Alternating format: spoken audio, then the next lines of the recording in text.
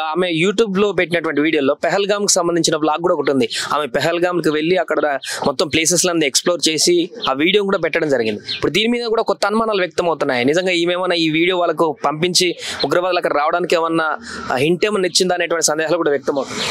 అంటే పెద్ద రహస్యాలు చేరవేసిన వాళ్ళు చిన్న రహస్యాలు చేరవేయడం పెద్ద సమస్య కాదు. దీని పరంగా మనం చూసుకున్నట్టయితే జ్యోతి మల్హోత్రా అనే యూట్యూబర్ ఖచ్చితంగా ఎంతో కొంతమైన సమాచారాన్ని మాత్రం చేరవేసిందని అనుకోవాలి.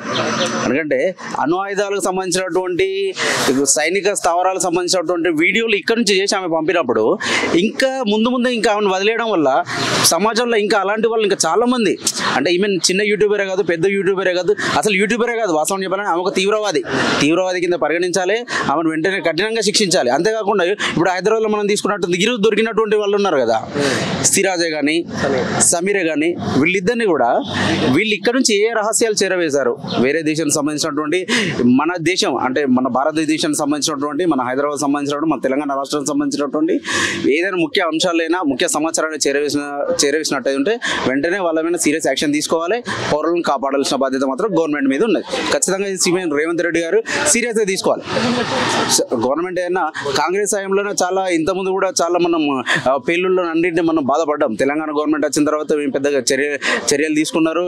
పెద్ద బ్లూ కోడ్ కానీ డిఫరెంట్ టీమ్స్ ఉంటుండే, ఇంతకుముందు యాక్షన్ తీసుకోవడం పోలీస్ యాక్షన్ ఉంటుండే. కానీ కాంగ్రెస్ గవర్నమెంట్ ఏర్పడిన తర్వాత మళ్ళీ కొత్తగా చూస్తున్నాం ఇది తెలంగాణలో ఇలాంటి స్లీపర్ సెల్ దొరకడం. దీనిపైన కూడా సీఎం రేవంత్ రెడ్డి గారైనా కూడా మన హోంమంత్రి గారైనా సీరియస్ యాక్షన్ తీసుకోవాలి. ఇలాంటి ఇంకెవరైనా ఉన్నట్టు వెంటనే యాక్షన్ తీసుకొని వాళ్ళని కట్టుదిట్టమైన చర్యలను ముందుగానే అరెస్ట్ చేయాలి.